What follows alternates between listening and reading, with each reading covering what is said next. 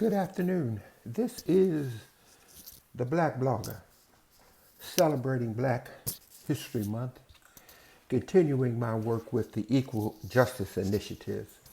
Today I'm going to be reading an essay from Jennifer Ray Taylor, who is a senior attorney at the Equal Justice Initiative. She wrote a paper, she wrote this essay 2 years ago regarding injustice and vigilante justice in America.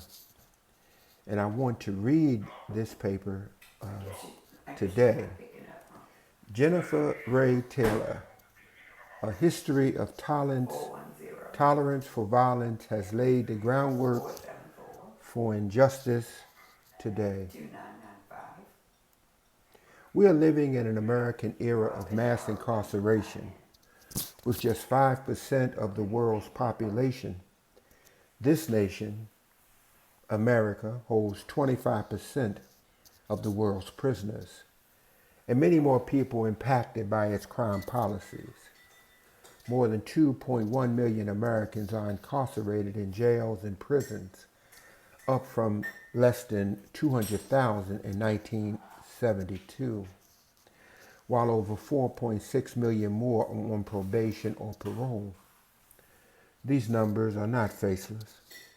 African Americans make up about 13% of the nation's population, but constitute 28% of all the arrests made, and 40% of the incarcerated, and 42% of those currently on death row. African Americans, Latinos, Native Americans are all more likely to be arrested, awaiting jail, waiting trial, sentenced to jail or prison when compared to white Americans. Perhaps the starkest statistic, recent data predicted 1 of every 3 black boys and 1 of every 6 Latino boys born in 2001 would go to jail or prison within their lifetimes if this current trend continues.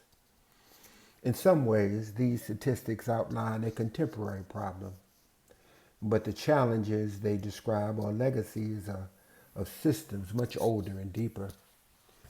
The same judgments about the criminality, race, and control that led one Mississippi official in 1865 to remark, "Emancipation will require a system of prisons," still color our political discourse and policy outcomes. And the widespread yet largely unknown story of racial terror lynchings continue to shape our lives. The experiences of African Americans murdered and terrorized by mob violence for generations between emancipation and the struggle for civil rights, alongside the virtual inaction of local and federal law enforcement and lawmakers, lay the groundwork for the inequality and injustice we face today. Understanding the current system's roots in racism and dehumanization is critical to extracting the problem and growing something better. In the 17th and 18th century, 12 million African people were kidnapped, chained, and brought to the Americas after a torturous journey across the Atlantic Ocean. In the United States, the labor of enslaved black people fueled economic growth, while an ideology of white supremacy and racial difference was created to justify slavery as morally acceptable. In the 19th century, a thriving plantation economy and forcible taking of land from native people increased the demand for enslaved labor, and through the domestic slave trade, the South's enslaved population rose dramatically. After the South's defeat in a bloody civil war, the nation adopted the 13th Amendment in 1865, abolishing slavery except as punishment for crime, while leaving intact a bitter resistance to racial equality. Continued support for white supremacy and racial hierarchy meant that slavery in America did not end, if evolved. The identity of many white Americans, especially in the South, were grounded in the belief that they were inherently superior to African Americans. Many white people reacted violently to the requirement to treat this form of human property as equals and pay for their labor. In the first 2 years after the war, thousands of black people were murdered for asserting freedom or basic rights. Cities like Memphis and New Orleans were sites of massive violent mob attacks on black communities. Between 1868 and 1871, a wave of terror swept across the South, resulting in the death of thousands of African Americans, some killed merely for failing to obey a white person. Congressional efforts to provide federal protection and civil rights to formerly enslaved black people were undermined by the United States Supreme Court rulings in cases like the slaughterhouse cases, the United States versus Reese in 1875, the slaughterhouse case in 1872, and the United States versus Cronshack in 1876. Soon, Northern politicians retreated from a commitment to protect black people, and Reconstruction collapsed. In 1877, the Compromise of 1877 that gave the presidency to Rutherford B. Hayes and gave the South back to the Confederacy. Federal troops were removed from the South, and white Southerners used their regained power to bar black people from voting, legalize racial segregation, and create an exploitative economic system of sharecropping and tenant farming and convict leasing that would keep African Americans indentured and poor for generations. Convict leasing, a horrific system in which black people were convicted of crimes under discriminatory black code laws and then leased to private businesses to labor under inhumane conditions for state profit, created that new kind of bondage some scholars have described as being worse than slavery. At the same time, Jim Crow and racial integrity laws prohibited social interaction between people of different races, especially black men and white women. Lynching soon emerged as a primary tool to enforce racial hierarchy and oppression while terrorizing black people into accepting abusive treatment and subordination. Federal, state, and local governments largely tolerated these terroristic acts, often committed in broad daylight and sometimes on the courthouse lawn. Racial terror lynchings were directly tied to the history of enslavement and the reestablishment of white supremacy after the Civil War. These lynchings were also distinct from hangings and mob violence committed against white people because they were intended to terrorize entire black communities and enforce racial hierarchy. Unlike frontier justice in the West, racial terror lynchings usually or generally took place in communities with functioning criminal courts viewed as too good for African Americans. Despite its lawlessness and terrifying unpredictability, lynching was sanctioned by law enforcement and elected officials, and the perpetrators acted boldly and with impunity. Victims were sometimes publicly tortured for hours before their brutalized bodies were left out on display to traumatize other black people. Members of the mobs frequently documented their atrocities by posing for photos with a dangling bloody or burnt corpse. Most of the more than 4,400 documented victims of racial terror lynched between 1877 and 1950 were killed in the 12 southern states. Mississippi, Georgia, and Louisiana were among the deadliest. Several hundred additional victims were lynched in other regions, with the highest numbers in Oklahoma, Missouri, Illinois, and West Virginia. Many more victims were undocumented and remain unknown. This brutality continued into the 20th century, and national leaders and mainstream media outlets quickly learned to use white supremacist views and pro-lynching rhetoric for political gain. In 1906, President Theodore Roosevelt declared the greatest existing excuse of a lynching is the perpetration, especially by black men, of the hideous crime of rape. An editorial in the Memphis Avalanche Appeal advised, "Let the black man keep his hands off white women and lynching will soon die out." If it requires lynching to protect the woman's dearest possession from ravening, drunken human beasts, White women's rights activist Rebecca Felton wrote in the Atlanta Journal in 1898, "Then I say lynch 1,000 a week if necessary." Sexual violence became the most common justification for killing deadly vigilante violence targeting black men and terrorizing black communities. In fact, fewer than 25% of the documented African American lynching victims were accused of sexual assault, and less than 30% were accused of murder. Because African Americans were presumed guilty and dangerous, accusations lodged against them were rarely scrutinized. Nearly all were lynched without an investigation, much less a trial. Shortly after Reuben Sims was lynched for assaulting a white woman in Baldwin County, Alabama in 1904, the local sheriff admitted he was innocent, but nonetheless refused to arrest any members of the lynch mob.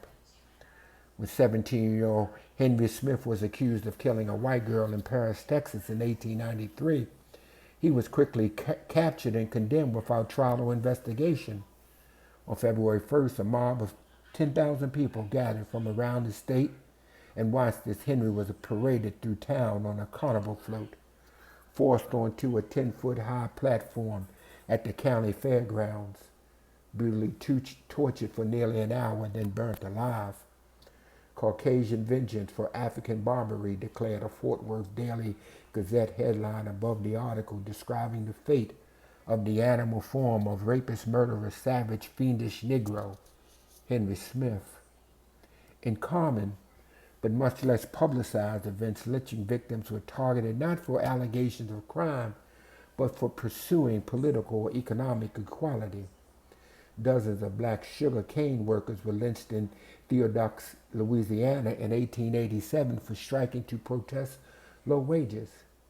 In 1884, after Calvin Mike cast a vote in Calhoun County, Georgia, a white mob attacked and burned his home, killing his elderly mother and his two young daughters, Emma and Lily. Reverend T.A. Allen was lynched in Hernando, Mississippi in 1935 for organizing local sharecroppers. According to press coverage, Reverend Allen, known to wear a button that read, "Every man a king," was shot through the heart. His body was found chained and floating in the Cold River. Others were lynched for refusing to address a white man as sir or demanding to be served at a counter in a segregated soda shop. William Brooks was lynched in Palestine, Arkansas in 1894 for asking to marry his white employer's daughter.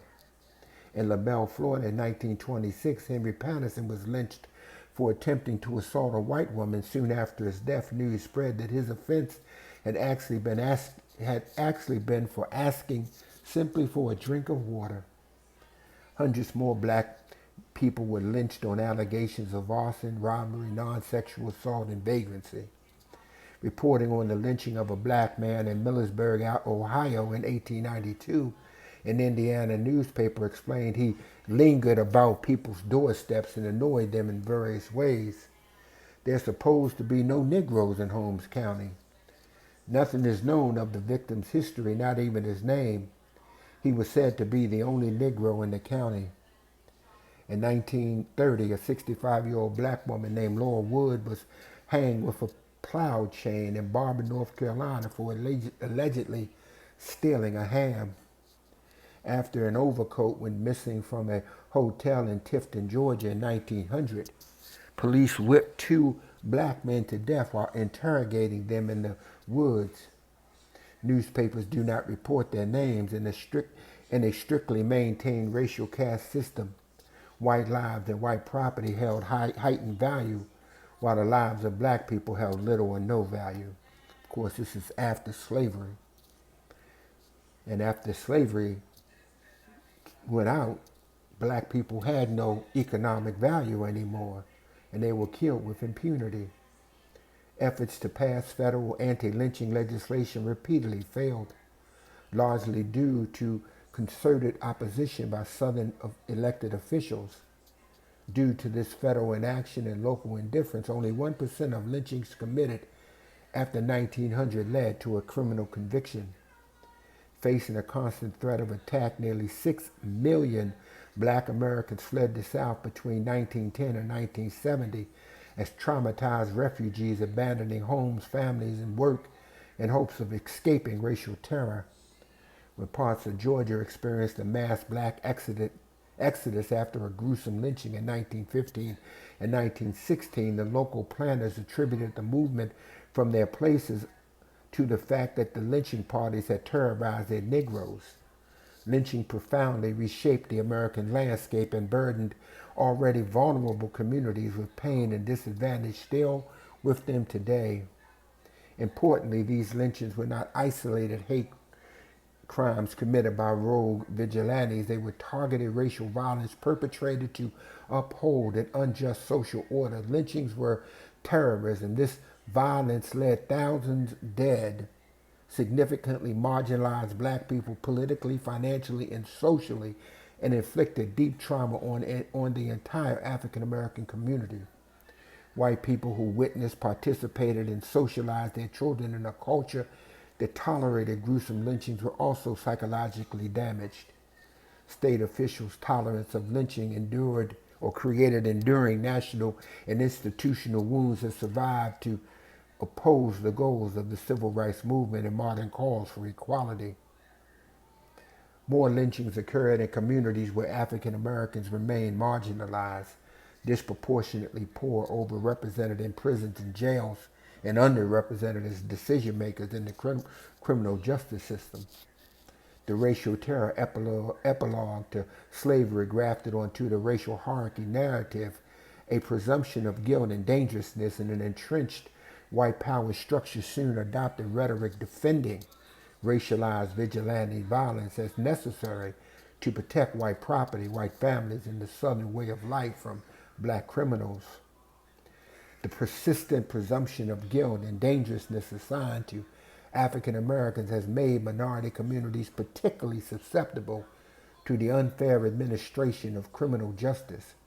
Research demonstrates that implicit bias impacts policing, marking young men of color for disparagingly frequent stops, searches, and violence in all aspects of the criminal justice system, leading to higher rates of childhood suspension, expulsion, and arrest at school, disproportionate contact with the juvenile justice system, harsher charging decisions, and disadvantaged plea negotiations, a greater likelihood of being denied bail and diversion in an increased risk of wrongful convictions and unfair sentences, and higher rates of probation and parole revocation. Research has shown that racial prejudice is directly related to support for tough on crime laws that lead to long sentences and crime incarceration. So deeply entrenched is a presumption that people of color are dangerous and guilty that, according to a 2014 study informing white Americans about racial disparities in incarceration rates, led to more fear of crime and more support for punitive criminal justice policies. Lynchings were not isolated hate crimes. They were committed by they weren't committed by rogue vigilantes. These were some of the supposed finest citizens of a community, simply targeted racial violence to uphold an unjust social order. Perhaps the clearest intersection between the history of racial terror, lynching, and modern criminal law is seen in the death penalty. As lynching attracted national and international condemnation after the 1920s, capital punishment became a more acceptable means of achieving the same ends. Many defendants of the era learned that replacing a lynching with a death sentence did little to achieve a fair trial, a reliable conviction, or a just sentence. In Sumterville, Florida in 1902, after a black man named Henry Wilson was convicted of murder after a trial lasting just 2 hours and 40 minutes. The judge promised the mob of armed white men filling the courtroom that the ordered death sentence would be carried out by public hanging though that violated state law. When the execution date was set for a later date, the mob threatened vigilante action. In response, the state of Florida officials quickly moved up the date, authorized Wilson to be hanged before a jeering mob, and congratulated them on the avoided lynching. In 1915, court-ordered executions outpaced lynchings in the former slave states For the first time, between 1910 and 1950, African Americans fell to just 22% of the South's population, but constituted 75% of those executed in the South. More than 80% of the documented lynchings in America between 1889 and 1918 occurred in the South, and more than 80% of the nearly 1,400 legal executions carried out in this country since 1976 have also been in the South.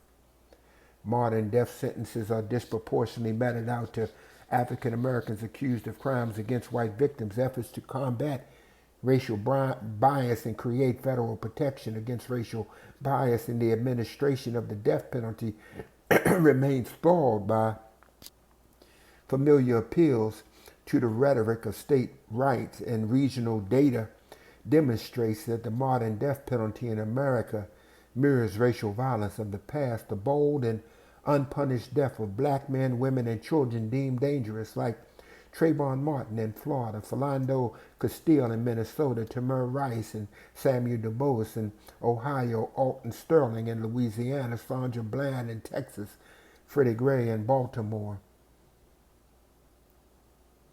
Michael Brown in Missouri, and many, many more continue to demonstrate the fatal consequences of a racialized presumption of guilt permitted to fester for more than a century. The trauma borne by Anthony Ray Hinton and countless more men and women condemned to death only to be exonerated many years later reveals the arrogance of a judicial system built on a history of injustice, but still confident in its ability to fairly, justly judge who should live and who should die. Chattel slavery in the United States required a manufacturing a myth of racial difference to justify the brutal practice of buying and selling African men, women, and children as property. The inhumanity of slavery was largely intolerable unless there was a narrative that enslaved people were not really people. The military battles and legal developments that led to the abolition of slavery did nothing to undo that project of dehumanization, and those same ideas survived to justify racial terror lynching through the criminalization of black identity. Today, dehumanization and the fear of the black criminal remain at the core of our national acceptance of a prison system that cages and warehouses millions of people of all backgrounds. The impact of the American mass incarceration is felt beyond the black community, but the black community in its history illustrates the roots of this crisis and potentially a path out. Nearly 30 years of advocating on the behalf of the condemned and the incarcerated in the Deep South, we at the Equal Justice Initiative believe that telling the truth of the slave trade, racial terror, lynching, Jim Crow segregation, and mass incarceration can free us from this division and conflict that has grown out of centuries of euphemism and avoidance. We believe that bravely committing to this effort can set our communities on a path to honest reflection that will uproot and expose these poisons, and that this work cannot be relegated to the courtroom. To that end, in April of 2018, the Equal Justice Initiative opened 2 sites in Montgomery, Alabama, the Legacy Museum from Enslavement to Mass Incarceration, which presents an interactive and digital narrative exhibit linking the trauma of slavery to modern day challenges in criminal justice, and a National Memorial for Peace and Justice, the nation's first memorial to the victims of racial lynching terror. Together, these spaces challenge each one of us to confront a difficult history and commit to creating a more just and peaceful future. We encourage and welcome all to visit. Anti-lynching crusader Ida Bell Wells Barnett once wrote, the way to right wrongs is to turn the light of truth upon them. The museum and memorial strive to further the work of so many activists and advocates, past, present, striving to eradicate the roots of racism and inequality, working to make that achievement lynching's final legacy. And that's Monday's salute to Black History Month. Have a great day.